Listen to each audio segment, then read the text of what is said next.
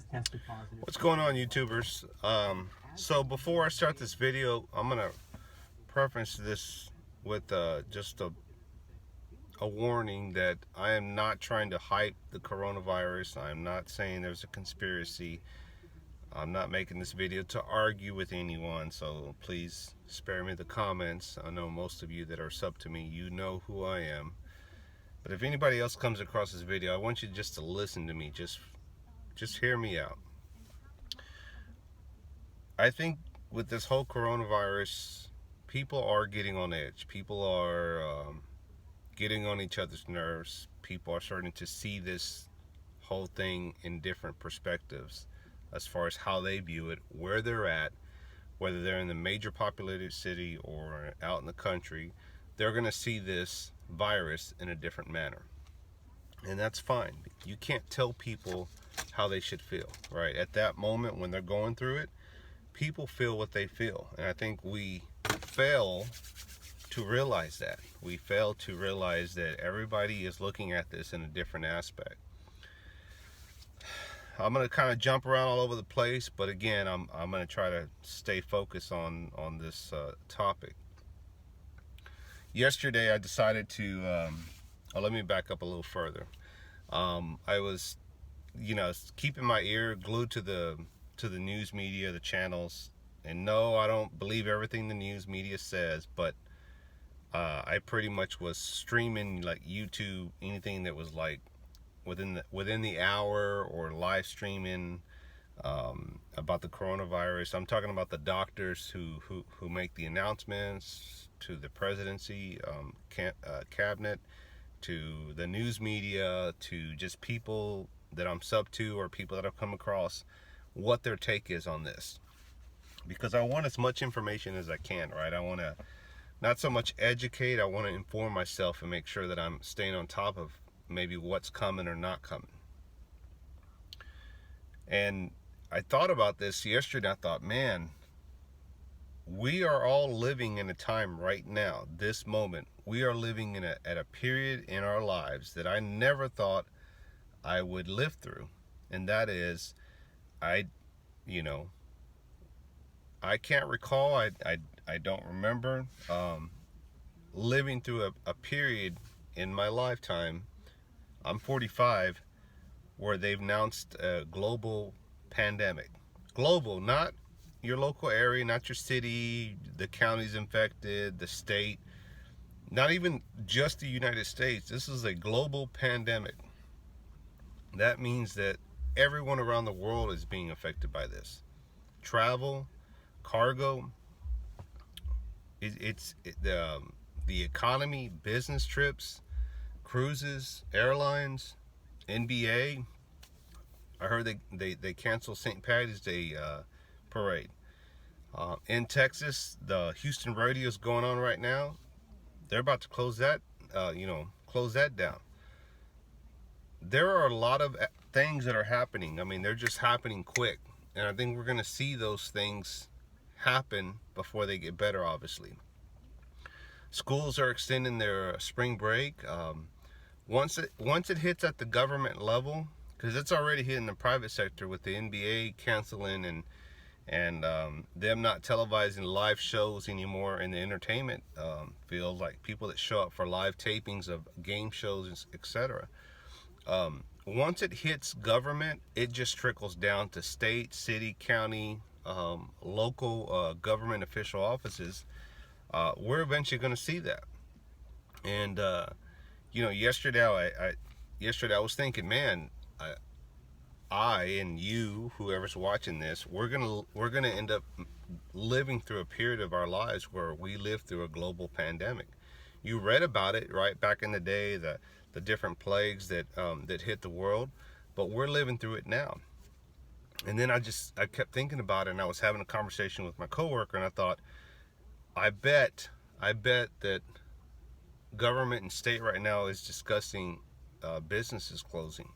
And sure enough, by the end of the day, we got an email saying that they're going to consider, how they can manage this out. They haven't officially announced it, saying they're going to close the offices or they're going to close production, nothing like that. They're just they're gonna do like a test pilot and see about keeping some people home. But the thing is, it's like you still got people coming into work. You still got people that can get exposed to the virus, spread the virus. All the people that work in the downtown area.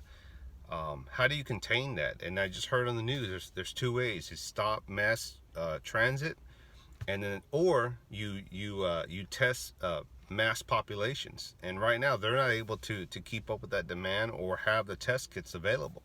So the first option is going to be stop travel, right? Contain, everybody stay home. Don't go to events. Stay away from big crowds. Businesses, figure out how you can manage this. So people are going to see this from different aspects. And the thing is like yesterday, once I made that announcement, I thought, you know what? After work, I'm going to go top off my tank, right? Because you don't know what's going to happen the next couple days. I'm going to go ahead and pick up some extra toilet paper. Not baskets of toilet paper, not 2 baskets of toilet paper. Just pick up some toilet paper, the 6, 8, 10, 12 pack, whatever the small to medium packs are. I get to the store, make my way to the back of the aisle, and this is what I see. Yeah, exactly. 2 packages were there, the big jumbo ones. I wasn't complaining. I just thought, shit. I'm like, okay.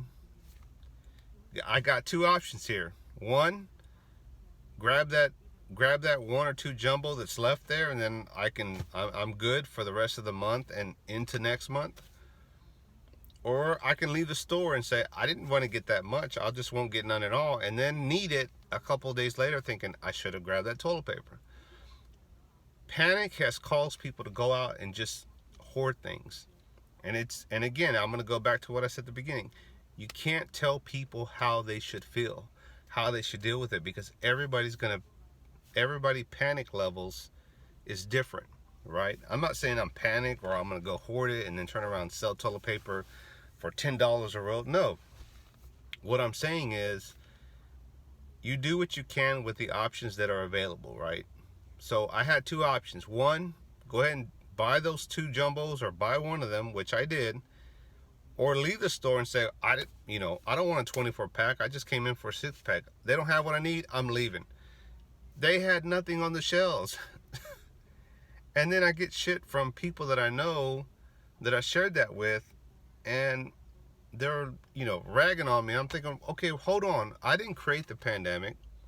I didn't create the panic out in society. I didn't create people hoarding the stores. The virus itself has caused us to be where we're at now. And it's understanding because you can't tell people how they should feel. And I'm starting to see this among friends, myself here. We're having different takes on it, right? We have different views on it. And where there's a way, there's a will. Somebody will benefit from this. I'm leaving names out of this because I don't want it to be about you or be about thinking I'm trying to harp on you or anything. Where there's a way, there's a will. Somebody's going to find a way to make money during this period. And I agree with that. Because if I'm in business and I go around, my company picks up trash or cleans those portable toilets, or, I provide some type of service, and I say, hey, I'm going to close up shop, I'm not going to do this anymore. Somebody else is going to pick up that business. Somebody else is going to say, hey, you're not going to do it, I'm going to do it. That's more money for me. Where there's a way, there's a will, right? People find a way to make money. You can't stop that. Somebody's willing to take that chance and say, okay, I'll climb up on that roof if so-and-so doesn't want to go, and then they make that money. So, we're going to see more of this. Don't panic. Do what you have to do. If there's only 1 roll of toilet paper on the shelf, and you're feeling bad about taking it, don't. Because if you don't take it, somebody else will. And those two jumbo toilet things that I saw, I actually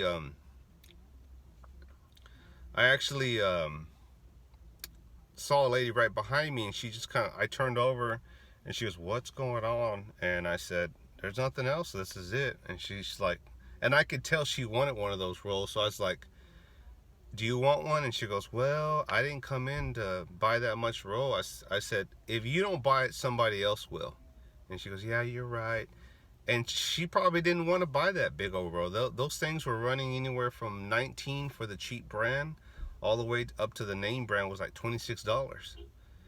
And I thought, it's either buy now and have it and not need it all later, or don't buy anything and then need it later and not have it. And it's like, what do you do? You know, people just have to remember that we're all just trying to figure it out, and some are more prepared than others. So I will definitely be not one of those in the next couple of days or next week, running to the store trying to figure out where's the toilet paper and frustrated that I can't wipe my butt.